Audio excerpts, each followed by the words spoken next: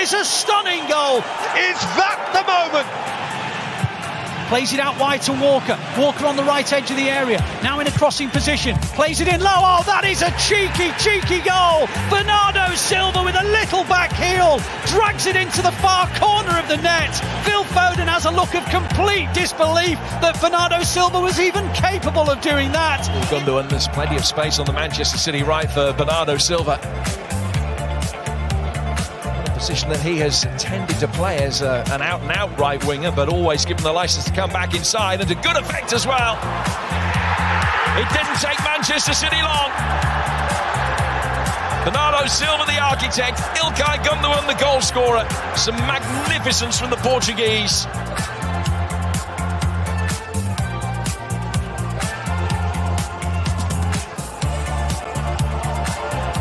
De Bruyne, Sterling!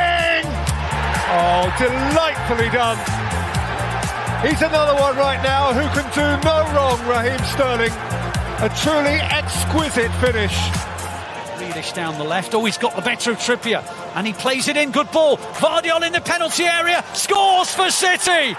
Grealish into Gvardiol. Gvardiol swapped feet from left foot to right and bent it round Nick Pope into the corner of the net. De Jong.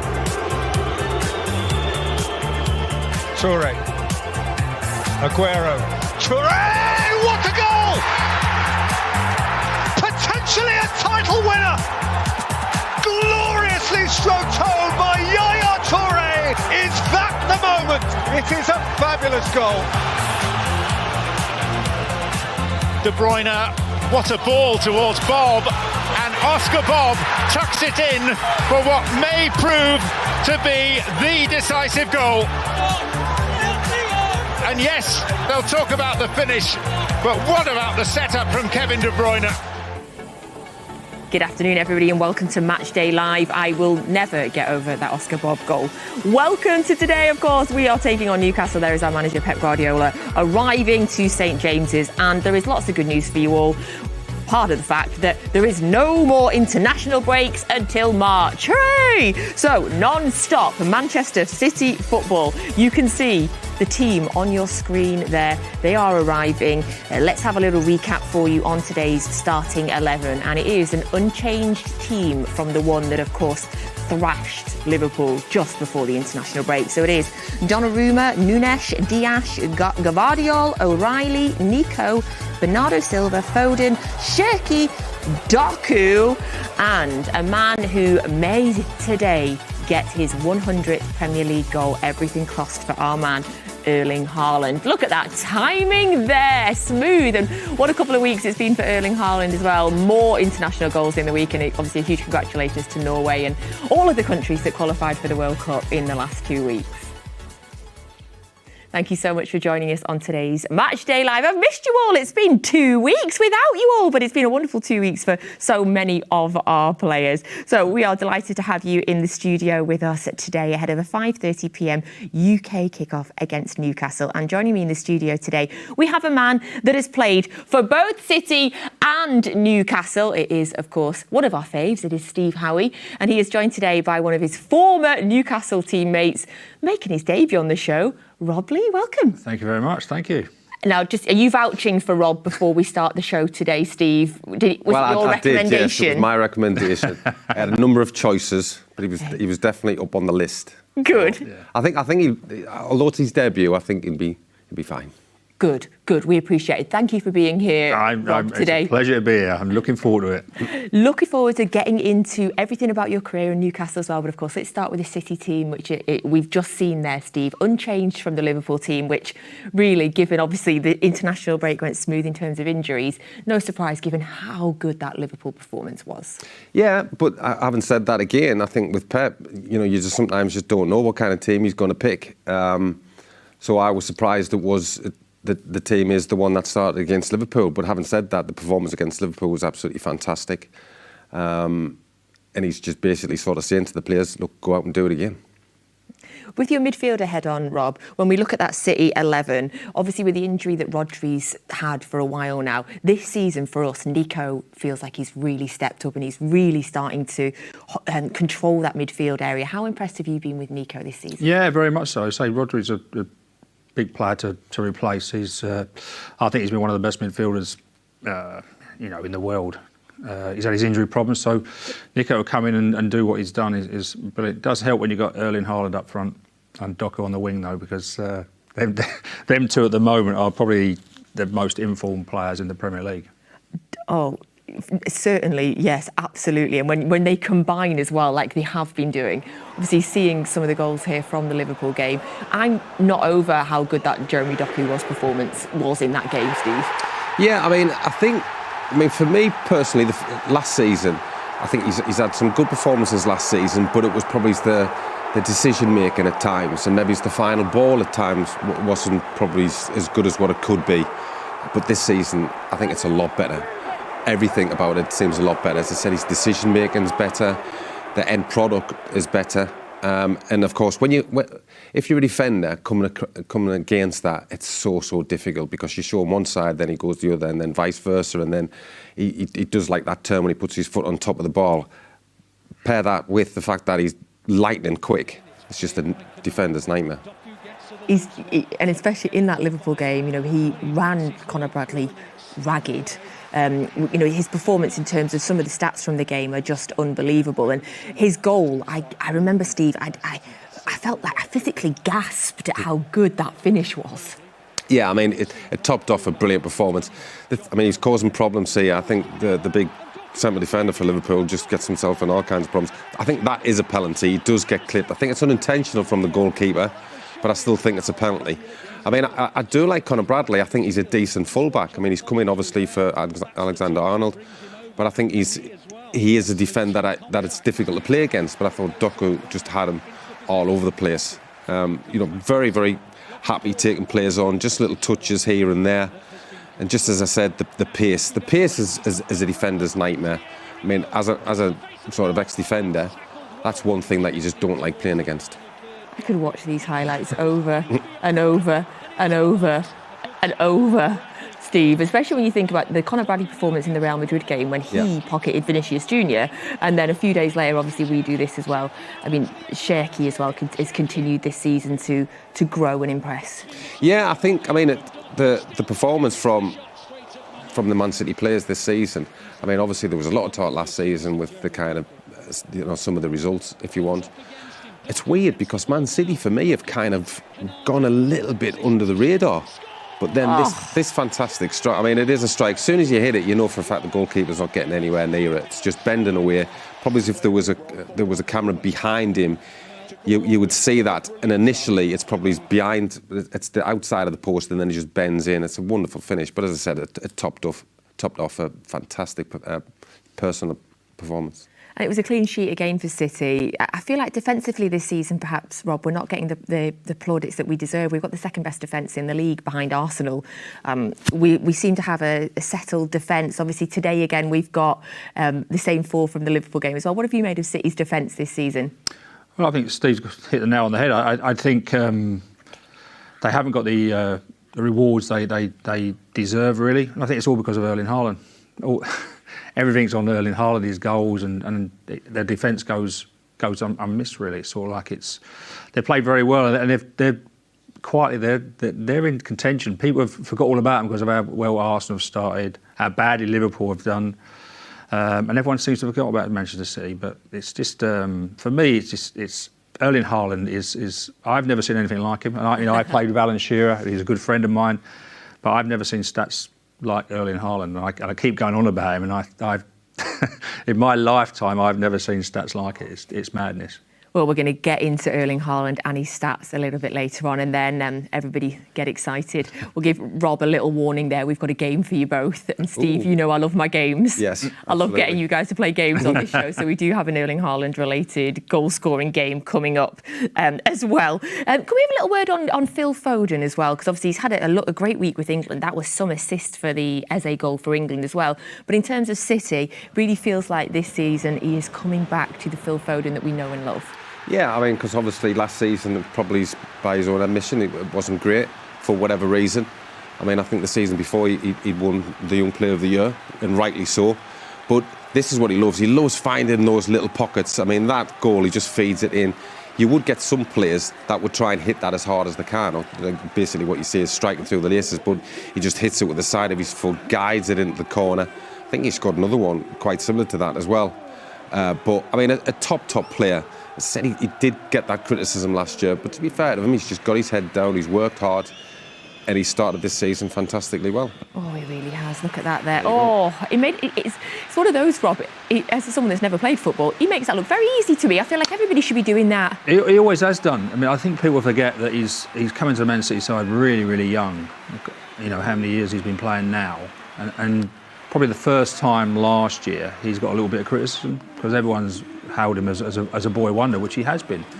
But I just like the way he receives the ball. He's just glides across the park and has just pushed that into the corner. It's just a fantastic player. You know what I mean? They have to give him the ball, and he has to get behind defences and behind midfield players. And I think he's a top player. Oh, I love his big smile there as well. It's so nice to see him looking so happy and playing so well again. So that is the City team for you. It's still on the bottom of your screen there that you can see. So we're going to go on now and find out the starting 11 for Newcastle for today. We're going to go over to our commentary team of Alistair Mann and Michael Brown.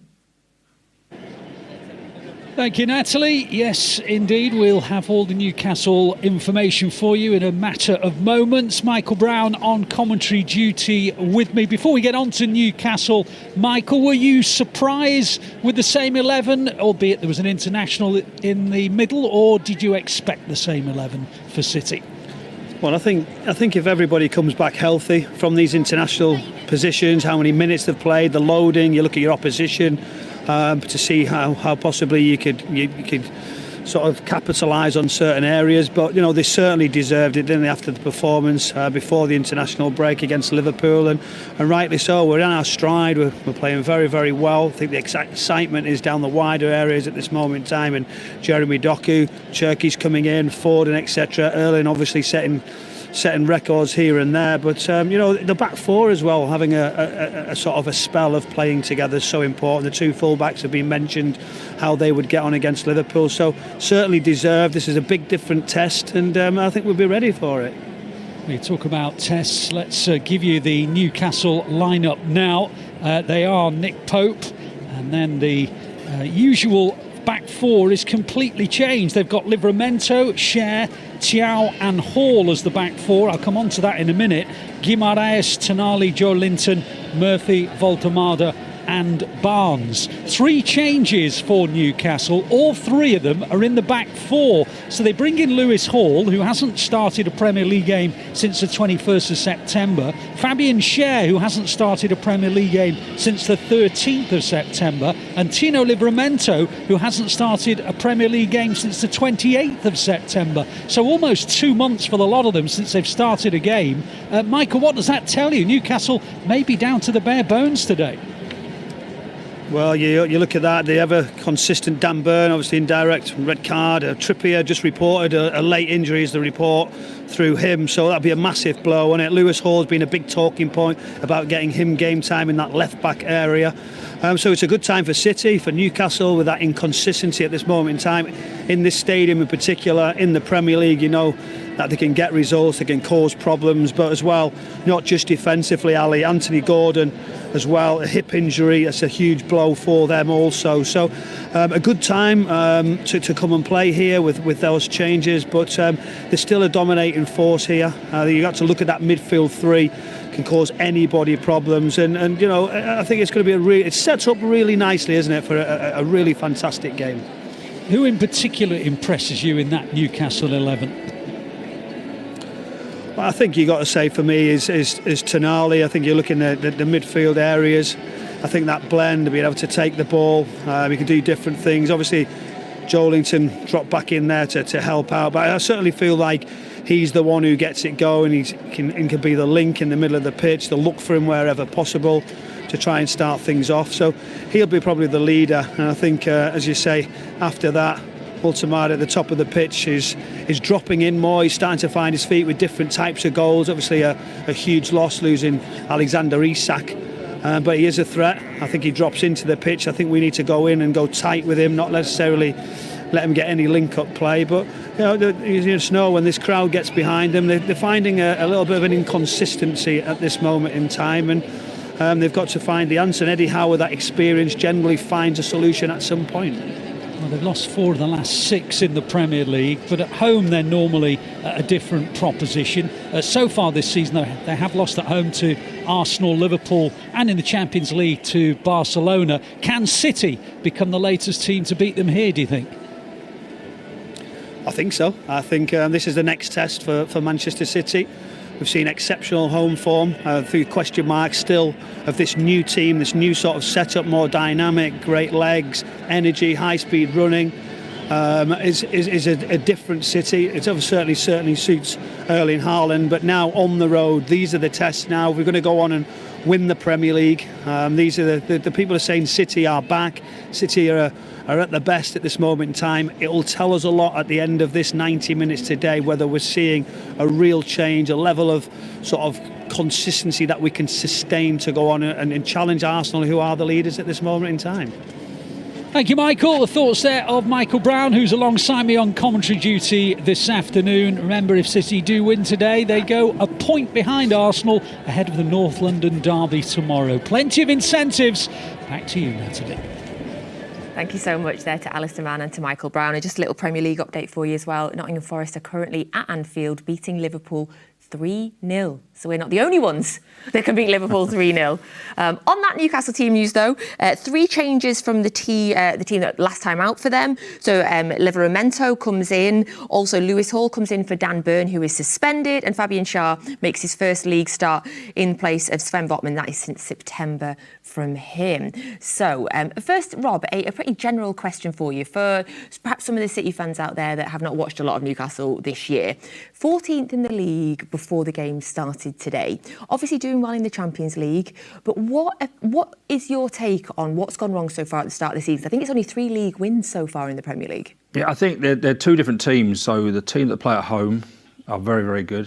The team that play away are very, very bad. We've had some terrible results away, but home they're a different animal.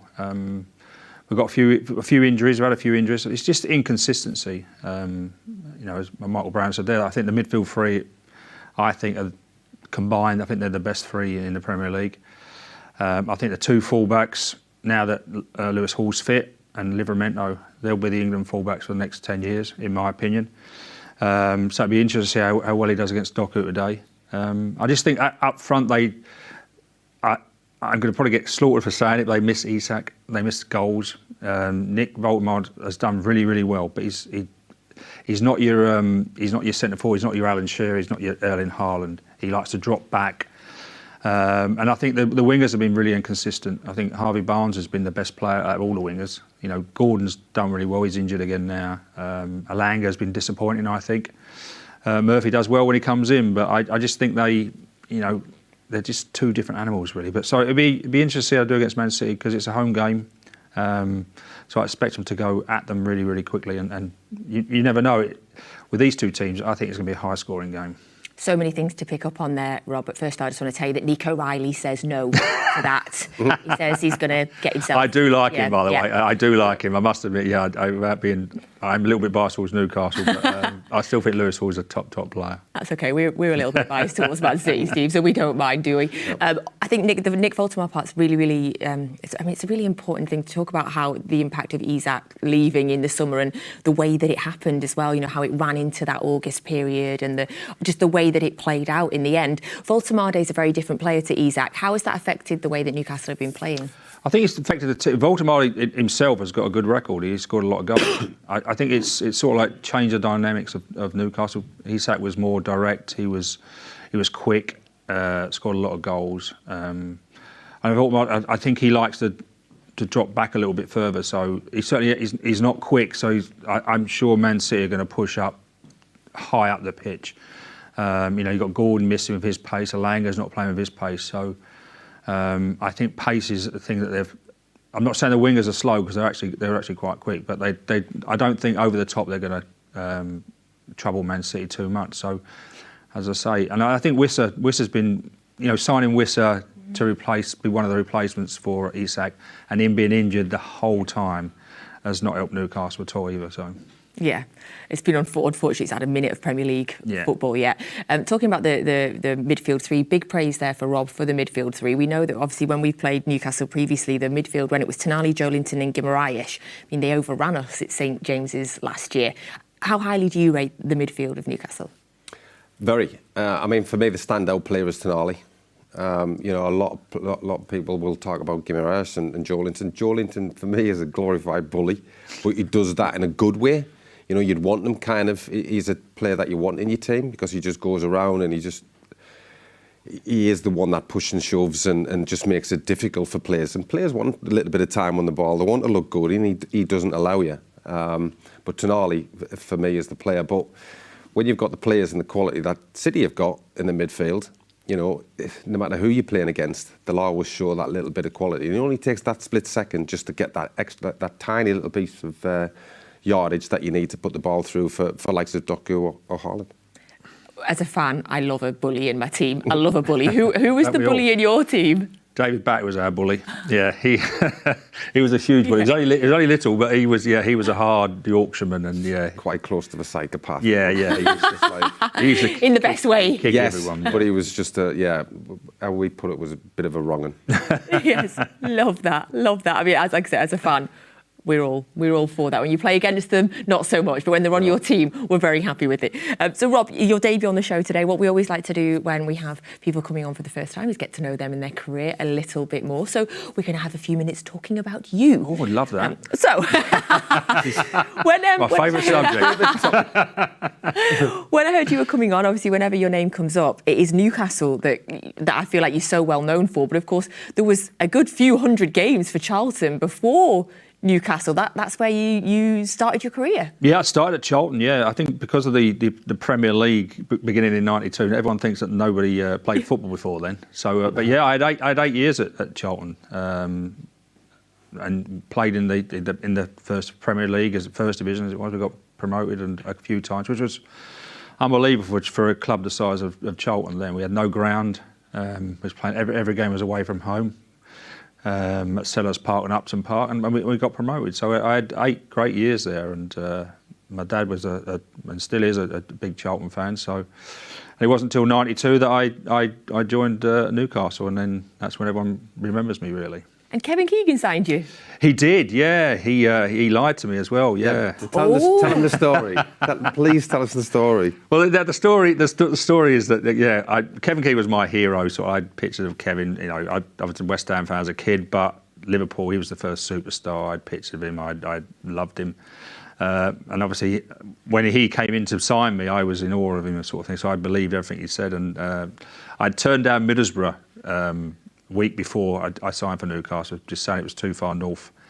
And Kevin Keegan told me that don't worry, because Newcastle was nearer to London than Middlesbrough. No, he didn't. He did. I wasn't great at geography at school, so I believed him because he's my hero. He's not going to lie to me. And it wasn't until I was driving up on the Monday and I went past Middlesbrough on the way to Newcastle. So, but in all fairness, he was actually.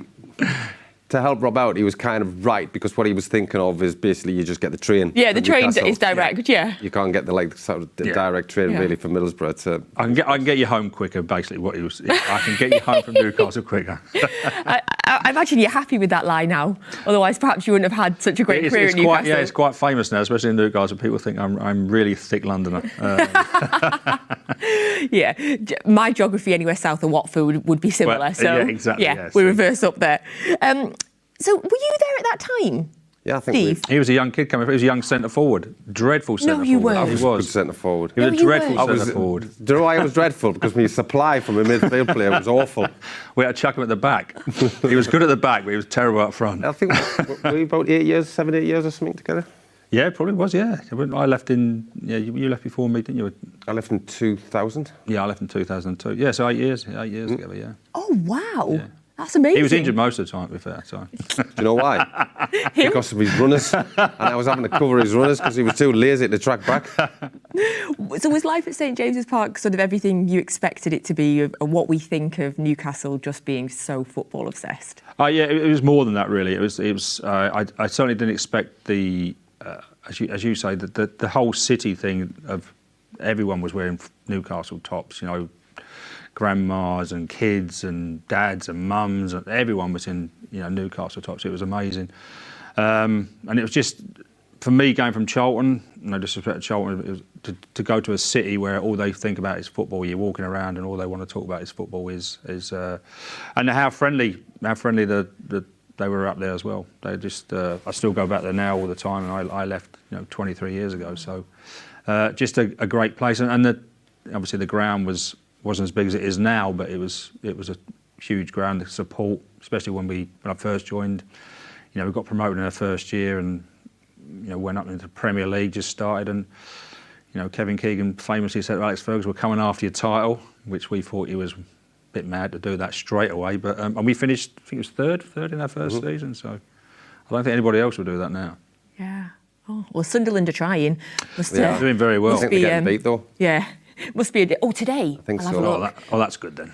Oh, they are. They're losing 1-0. They're losing 1-0. Although it must be difficult up in Newcastle just now, seeing for the Geordies to see Sunderland up there.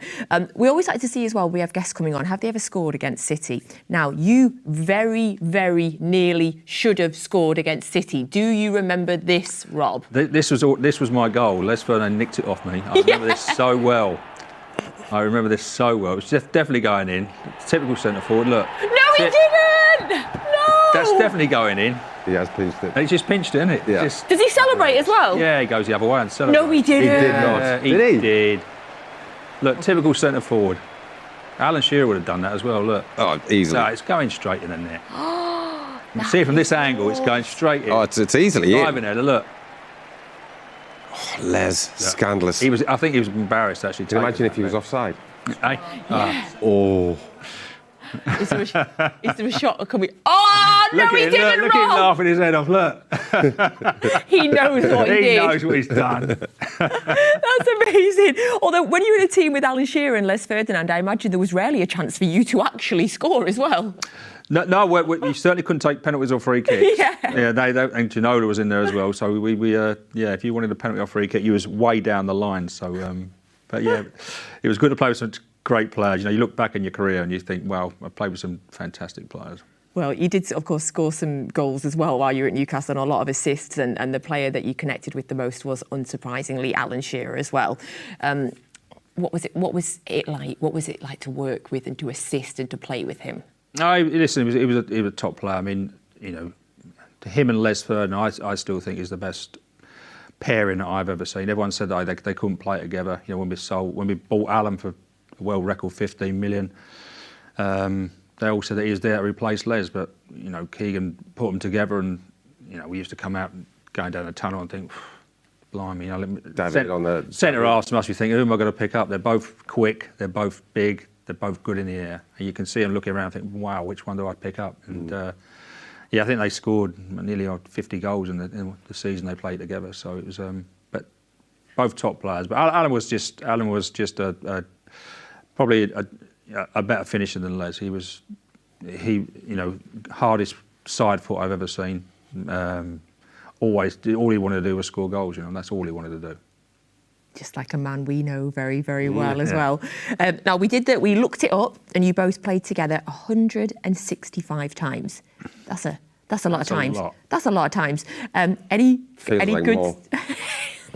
That's why I can't hardly walk. If you see me get out my car, I've got a new knee. I'm doing all your running. That's the reason. I've got a brand new knee. Just be shouting, boys, coming, he's coming. So basically, I would just have to look after his man as well. Never track back. That's for defenders to do that. I done my damage going the other way. I was going to ask, is there any good stories? But that'll do me. That'll do me perfectly there, Steve. Thank you so much. And then, of course, on England, 21 caps that you had for England as well. You were in the 98 World Cup squad. How do you look back at your time with England?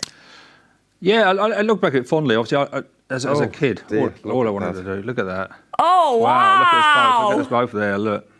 Wow. Gordy. What are you doing, I don't know what he was doing there, honestly. With that. Did you shave that, Steve, into that shape? Yeah. Big mistake. So that wasn't just That natural. took him 4 years to get like that, to be fair. 3.5. Let's get it right. It's not a good look, is it? Yeah, I think as a kid, all you want to do is, all I wanted to do was, you know, play for England. That's what you want to do. And I was lucky enough to do it. I didn't made my debut until I was 28, so it was very late, really. Not many people would do it at 28, but lucky enough to get, 21 caps, go to a World Cup. So yeah, I can't complain. Oh, everyone's dream, phenomenal. We mentioned Nico Riley a little bit earlier as well, but of course he made his England debut over the last international break. Try and keep your neutral head on here. What did you make of his England performance, and what do you make of him this season? I've been so impressed with him. Yeah, I think he's been different class, going forward and defending. He seems to be the full package, you know, and it doesn't surprise me that he's already got an England cap. He didn't wait till he was 28, did he? So, but again, I think we've got good competition. You know, you're talking about how young they are, Lewis Hall and him. We've had some great left backs over the years. So, yeah, I think it's obvious he's got a huge future, not just with Man City, I think with England as well. Obviously, making his debut, he said it was a dream come true, obviously. Can you remember your debuts? Can you remember the phone call? Not that sounded very disrespectful. You're so old. Can you remember your debuts? For your debuts, what was it like when you got that first phone call to tell you that you were in the England squad? With mine, I was at Newcastle, and I know Kevin Keegan was saying to me, you kind of, keep on playing the way you're playing. I'll have a word with Terry Venables and all that kind of thing. And I left training, and I knew the announcement of the squad was going to be out, and this was in '94. And my phone rang, so I'd pulled over because obviously there was no kind of link to your car then. And it was Terry Venables on the line, and I actually thought it was these lot winding me up, and that had me on speakerphone, and they were all at the training ground. So unwittingly, I told Terry Venables to go away, but I didn't tell him to go away. And I put the phone down. And then he rang back, and I did it again. And then Kevin Keegan rang me up and said, can you not tell Terry Venables to go away? He's the England manager. Do you use other language? Yes. Yeah. As if we would do that. Yes. So that's how I found out, yeah. Did Terry Venables ever forgive you? He was absolutely fine. He says it's happened to him before. So it's a regular thing. It's not.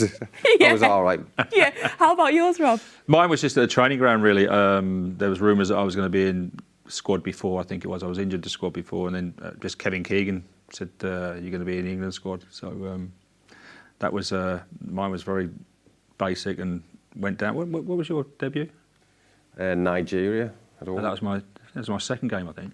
Yeah, my second game, yeah. So I made my debut against Romania, and then I'm sure the second game was against Nigeria, yeah. So David Platt scored 1-0. I want to ask you, before we move on as well, about a specific game obviously you're involved with for England in that '98 World Cup squad, and obviously for England one of the most famous football games probably of all time, arguably up there in the certainly in the top 10, the game with Michael Owen when he scored against Argentina, and obviously Beckham got sent off as well. What was it like from your point of view, seeing that game unfold?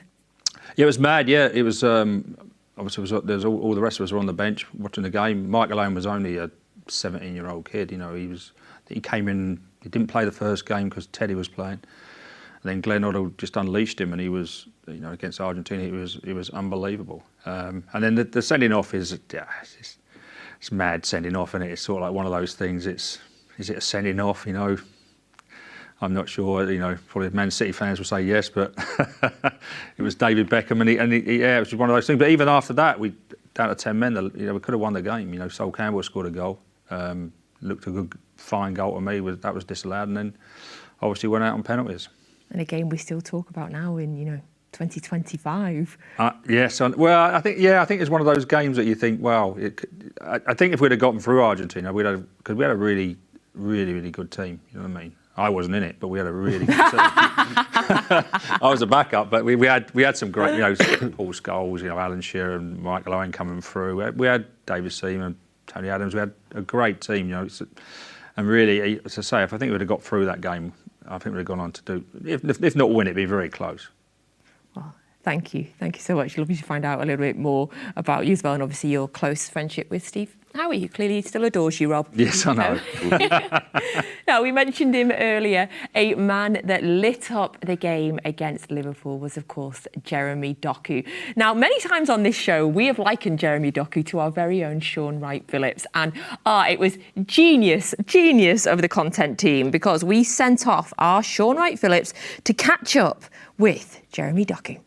Doku's wing play today was something that everybody in the Premier League's been screaming about for years and years, for a while now, and he's just come on and put on a different display like that, and to top it off with a goal, just to put that dagger in a little bit more on Liverpool. And I think we spoke earlier before the game, mentioned his performance against Trent last year, I think what Andy Morrison was saying, and then he goes out there and does it again, but even better. Yeah. All of his decisions he made on the ball, for me as an ex-winger, were perfect. They were the right decisions at the right time. The gambles he took when it was 2v1 on him, he didn't do it often. So when he did go to do it, it caught them off guard, and he got away with it. So it didn't matter whether they sent 2, 3 or 1. The performance he had in him today, it didn't matter. Yeah. He was still going to do what Jeremy Doku wanted to do. And when you have a winger like that, at that confident, and you're on the pitch, you almost feel like, can you just give me the ball every time, because nobody's ever going to stop me. Yeah. And that's the way he played today. It was brilliant. We almost forgot when he first came, he was still young. Yeah. So he was still learning the game. And to come into a team like City when you're still learning, when that final part isn't actually in your game just yet, Yeah. it's hard, because when you get in that final third, as a team like this, you need those decisions to be right. You need to score a goal. So there was a lot of pressure on him. But he rose to the occasion, and he's got better and better. He's clearly worked hard. He's watched his stuff over again. He's talked to the coaches, the managers and the players, and he's taken all the advice on board, it seems. And he's putting on displays like that. The only thing I say, he's got a problem now, because he put on a performance like that. I want to see that every week. Expectation level. Yeah, it's high now. Yeah. But I'm delighted for him. High praise there for Jeremy Doku. Of course, in that Liverpool game, he was the first player to score, to win 10+ duels, to complete 7+ dribbles, to create 3+ chances and have 3 shots on target since Eden Hazard back in April 2019. That is some set of stats there as well. Incredible. There is our Erling Haaland. The players are now out on the pitch at St James's Park, getting ready to warm up. Erling Haaland chasing down the Premier League 100 club. If he scores today, it'll be done in just 109 games, which will be the fastest ever. And he has a chance to do that, of course, at Newcastle today, the home of the current fastest, Alan Shearer, who did it in 124 games across Blackburn and, of course, Newcastle as well. We mentioned Alan Shearer there when you played with him, of course, at England and Newcastle. Steve, from your point of view, you knew Alan very well. Do you see any similarities between, apart from the incredible numbers, between him and Haaland? Just the sheer kind of focus on wanting to score goals and win games. Yes, of course. I think, sometimes I know the players will come out and say kind of it's all about getting the 3 points and stuff like that. I have to be brutally honest. I think with people like Erling and Al, if we drew, or if it was, obviously if you get beat or if you won, if they hadn't scored, there was still that slight little, I didn't score. They just love scoring goals, and that's just their sole focus. Of course, you want to be part of the build-up and stuff like that, and of course, create goals. And I think Rob scored a memorable goal for Newcastle in the semi-final against Chelsea at the FA Cup, kind of provided by Shearer, and he would do that, but he just loved being on the end of things. And both of them can score them goals where they love a tap in, but they can score them fantastic goals as well. Yeah, we've seen with Erling before. He scored 2 goals in a game and not been happy because he wanted the hat trick. We could see a goal for Alan Shearer against us, and the trademark celebration, of course, that he did. For you, Rob, what was the key to his incredible goal scoring? I just, as Steve says, he just wanted to score goals all the time. That's all he wanted to do. In training, he wouldn't do much running. But I think the difference between him and him and Erling is I don't see Erling doing too many crosses. I don't see him. Al at least got wide, and sometimes went wide and scored goals and got great crosses in, as he did for my one in the semi-final. I don't see Erling Haaland doing it. I think he's now No, and he shouldn't do really. You know, that's the thing. We wanted Alan there. We wanted him in the box. That's where and we had to. It was our job. Kevin Keane used to say it's our job to get the ball to him to score the goals. That's the job of the centre forward, and I think that's what Erling Haaland does, and that's what Man City want him. In the box. That's where they want him. They don't want him wide. They want him going on down and goal and scoring goals. But his stats. I mean, Alan's stats are ridiculous. I mean, considering Alan missed 3 years. 2 crucial ligaments, 9 months each, and an ankle, broke his ankle, another 9 months. His stats were for our era were ridiculous, but Erling Haaland's now, it's stupid. What's he got? 35 goals in 23 games this season. It's like something 30-something goals, isn't it? It's scary, really. I mean, it's not even funny. No. It's that kind of thing. It's just like it's basically a man playing in a boy's game. If I was a centre forward now, in this era, and I'm thinking, I'm doing really well here, and I'm chasing Erling Haaland. I know. And you must think, I've got no chance of I am having a good season. He was just there. I've got 20 goals. He's got 40. Yeah. It's like it must be really disheartening for people. You know what I mean? It must be really. But he's in a very, very good team as well. They create a lot of chances for him. You know what I mean? So. I'm sure if Alan would say, if you put him in that Man City team, he'd score just as many. I know he'd say that. Yeah, he'd definitely say that. Before, so. He would definitely say that. It's 32 in 20 games this season. 32 in 20. 32, which for anybody else is a phenomenal full season total. Well, when we were playing, if a centre forward got, he played 42 games, if he got 26, 27, 28 goals, even 30 goals, that was a phenomenal, unbelievable season. He's getting over a goal a game, which is... We're in November. It's mad, yeah. It is, and I'm loving it. I'm loving it, Rob. I can't wait to see what goes for the rest of the season as well. Now, we saw Alan Shearer making doing some headed goals there. Now, if you didn't know, there is a man in the studio that's also renowned for scoring incredible headed goals. That is Steve Howey. Let's take a look at this from our archives. Come to you, Steve. Did you score more or less headed in my career? Than 10. Than 10 in your career.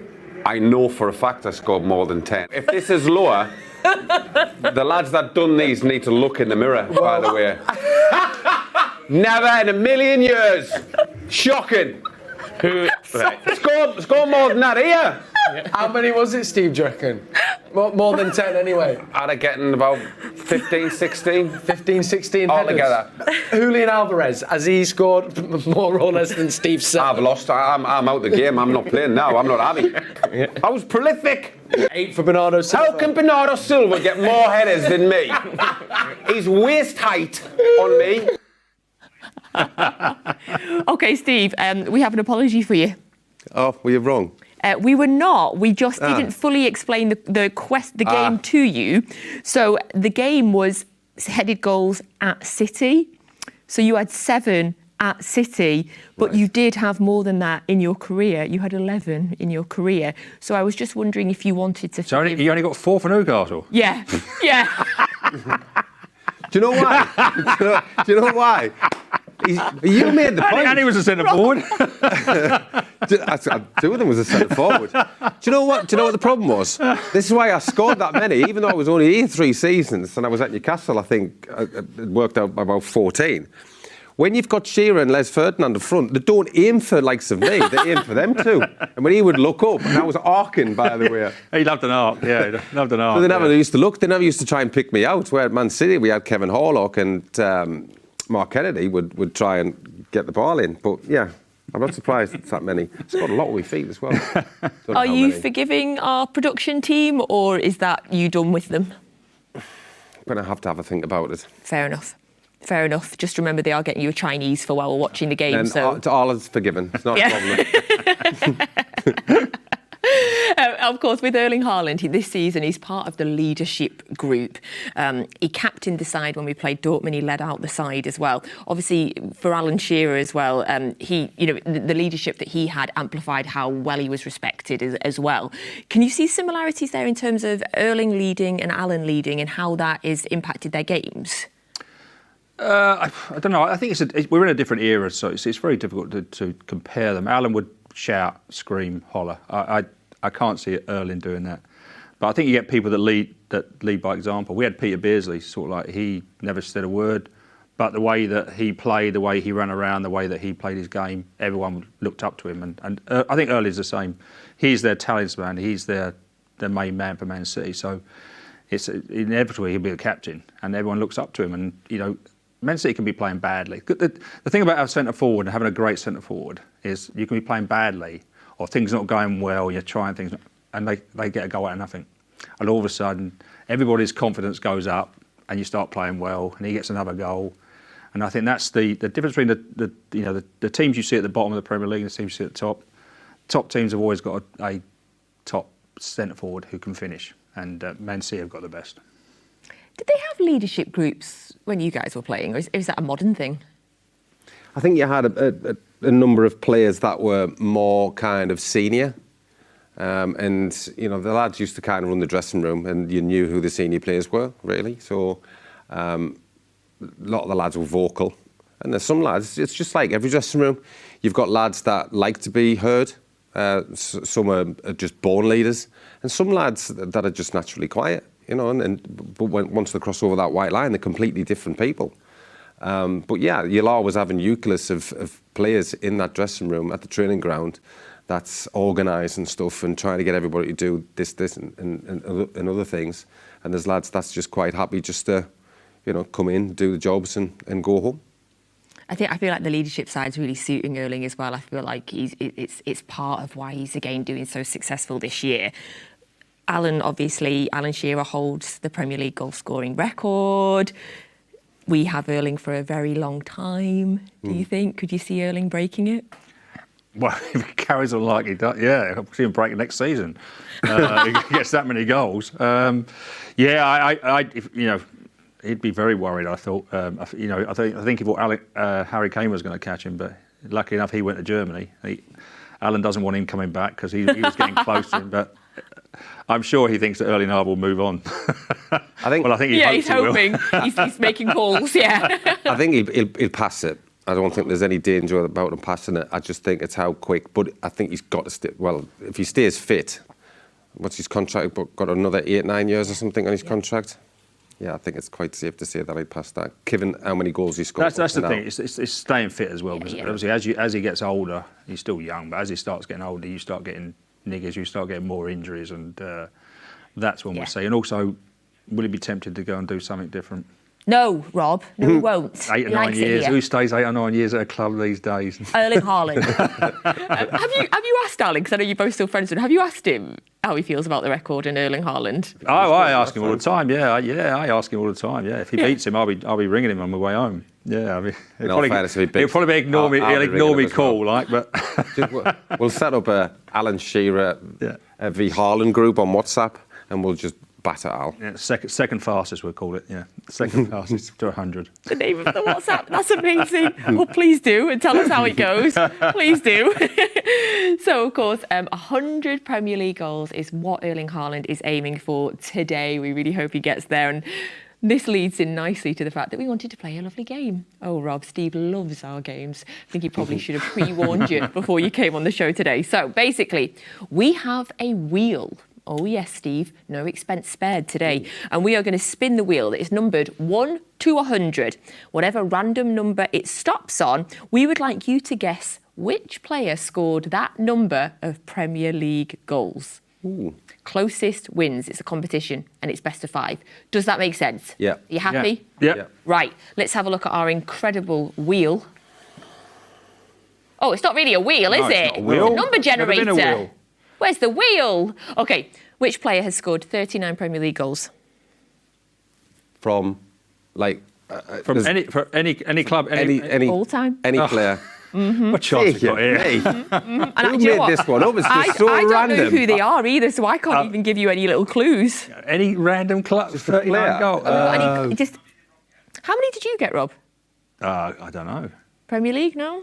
Premier League, I would say 34-ish. Okay. Steve? Wait, 4 headers.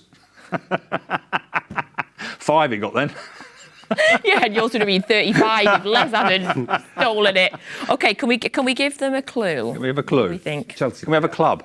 Mm-hmm. Yeah, club. Okay. You can have you as a guess if you want, and then you have somebody else, Steve. What about a City player? Closest wins. You've got to beat 34 then. Ish. Bernardo Silva. Bernardo Silva. Okay, let's take a little look. Okay. How many goals have they scored? Who wins? You did get 34, Rob. Bernardo got 43. So, Steve, you win. Wow. You win. Just. Wow. That's 1-0 to Steve. Okay. We know what we're doing now. Right, we know we've got We all know what we're doing now. We're Right, let's have a look. now. Next one. Random number generator 77. So guess a player that's closest to 77 Premier League goals. Do we not get a helping hand of which club? No, choose any you want. Whoever's closest, could be anyone. Right, okay. Whoever's closest. 7 goals. Totally random, totally random. We the production team are now searching to see who's... Paul Merson. Paul Merson. Okay, so you're going for? Okay. Steve? Dear. Somebody that scored, you think, around that number. This is really hard. Isn't it? This is tough. Gary Speed. Oh, I like that. Right. Gary Speed, get your number searching production team. Paul Merson. Paul Merson scored 46 Premier League goals. Okay, so you could be in here. You could be in here. I've got to be there. Okay, how many did Gary Speed? 80! Oh, Wow, what a guess that was. Wow. Steve, that was a Deary great me. guess. I love this game. Whoever made it up. Hope 4 comes up next. Let's do another one. We're 2-0 to Howey here. We're getting into the swing of it now. Right, let's do the next one. I still think it should be a wheel, though, Steve. It I was should promised be. a wheel. 12 Premier League goals. Steve Howey. Me. Yeah.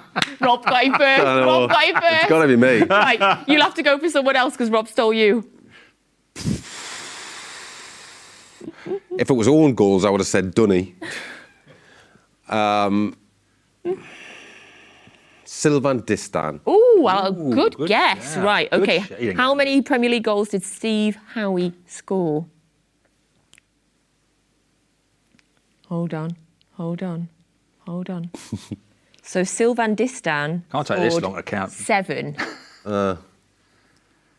Steve Howey scored 12. Perfect. Must get an extra point for that. No, you do not. You've been wanting to say my name all competition. Spot on 12, that was. 2-1. Bonus 2-1. point for me. This is getting tense. It shouldn't be 12, because I said mine, and he just nipped him before us. We should get half a point I go each. first, I'm the guest. Yeah, he was there first, Steve. He was, like Les was there. Right, go. 99. Les Ferdinand. Okay, Les Ferdinand. Okay. Peter Crouch. Okay. Les I think Ferdinand. Les is over 100, and isn't he? Peter Is he? Crouch. Is Got to Les be in in the that 100 club. club? I think Les is in that 100 club. Oh, it's 101 then. Okay. Okay, you both could have said Erling Haaland, who's on 99 Premier League goals. Thick away, by the way. Thick footballers, see? See, me. Les, you've done him dirty there. I feel like there's some sort of revenge for you, Rob. 149 Premier League I goals. hope he's watching. Yeah. Wow, 130. He probably nicked 30 Peter of those. Crouch was the other one, so you need Peter within 50 here, Steve, Got a chance. That'll be all right. and you'll have won. I think you'll be fair. Okay, Peter Crouch scored 108. I tell you what, I've been close. You're good at this game. Been all right, haven't This is I? a setup, this is, I'm telling you. 3-1 to you, Steve. Should we just do one last one? Yeah, for let's the fun just of do it? it, yeah. Just because we're enjoying it. Right, one more. Random number generator. 56. 56. I've got a guess. Have you? I'm going to go for 56. Tension. Steve, is your plan You here go to, first. to You go wait first. for Go Rob? on. Yeah. Go first. I could go you, or I could go your. No, we've already had Rob. Yeah, me. Oh. Ready. I'm gonna go. I can't. Yaya Toure, because I heard. Yaya Toure. Gundogan. Yeah. That's just cheating. What? I can't say that because we heard it. I didn't hear. That's I didn't hear absolutely shocking. anything. You know what he's done there. The producer that shouted that doesn't know. So it's a guess then. yes, there was somebody said Gundogan that was heard on the studio. So, okay, they're both very, very close. Can Rob Lee pull back some pride? Gundogan scored 45. So 11. If you can get within 11, then you've thrashed him, Steve. Right. Yaya Toure.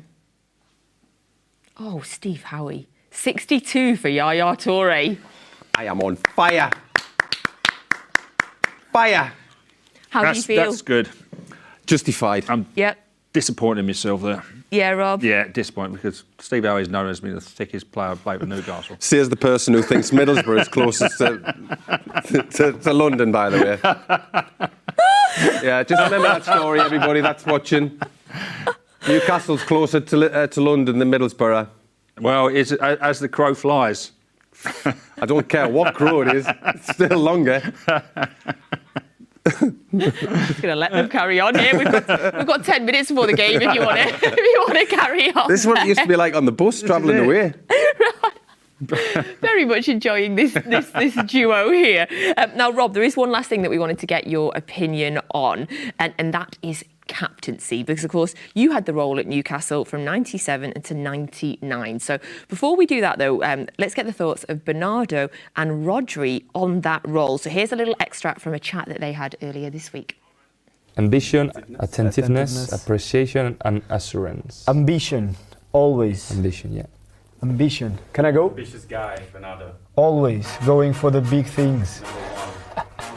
He's a small guy going for big things. Big things. We always want big things.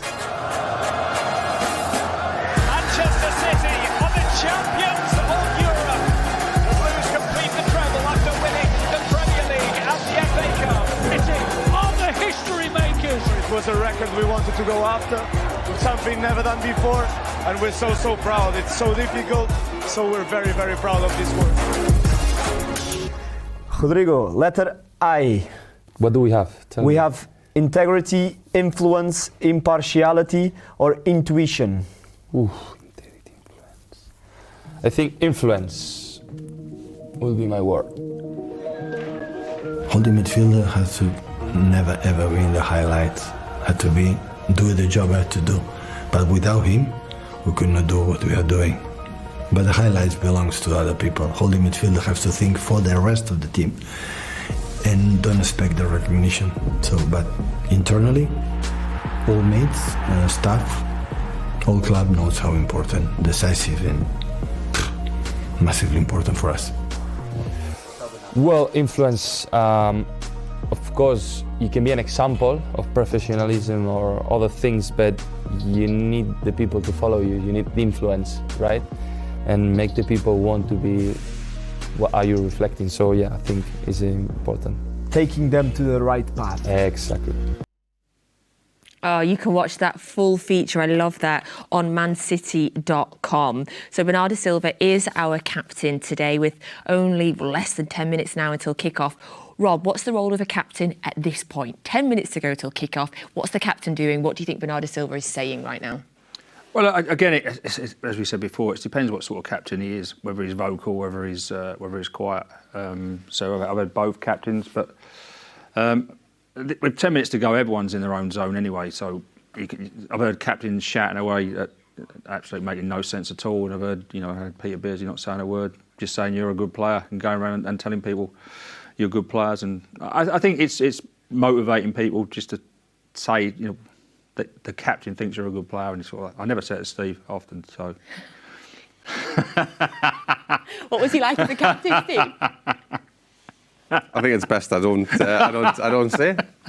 We can see you there with the captain's armband. Yeah, I'm just wondering where Steve Howey's gone. Look, I'm like that. Where's he gone again? I was arcing, doing his arc again, waiting for a free kick. What sort of captain did you like when you were playing? Did you like the vocal captain or the one that led by example? I think sometimes it just I wasn't keen on it.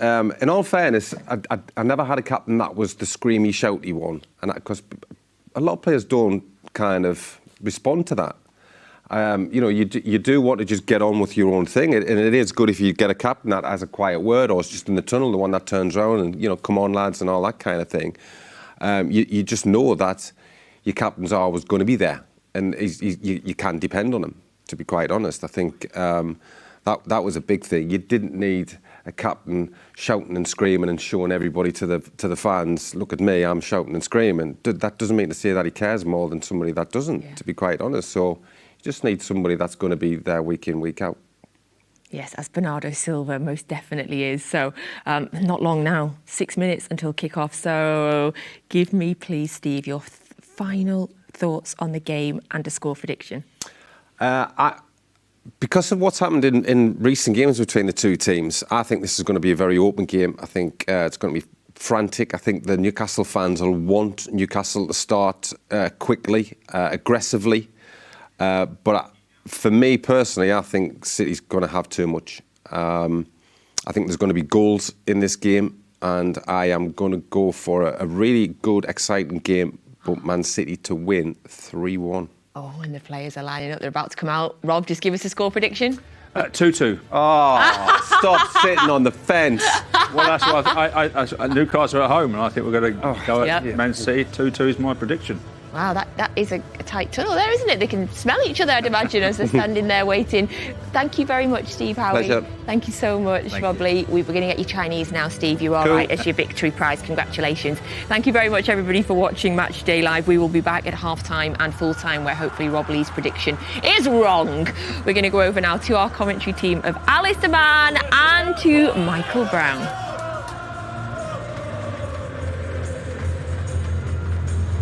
Thank you, Nat. So the prospect of moving within a point of the leaders Arsenal is just one of the many incentives for City as they return to domestic action after the final international break of 2025. It's the start of a run of 10 games in 3 different competitions in just 35 days for the Blues between now and the 27th of December, as the Blues face the busiest period of the campaign so far. Today at Newcastle, they will seek their 12th win in 15 matches against a side that they've been hugely successful. Indeed, they've not lost to the Magpies in the last 12 league clashes. But the hosts have been largely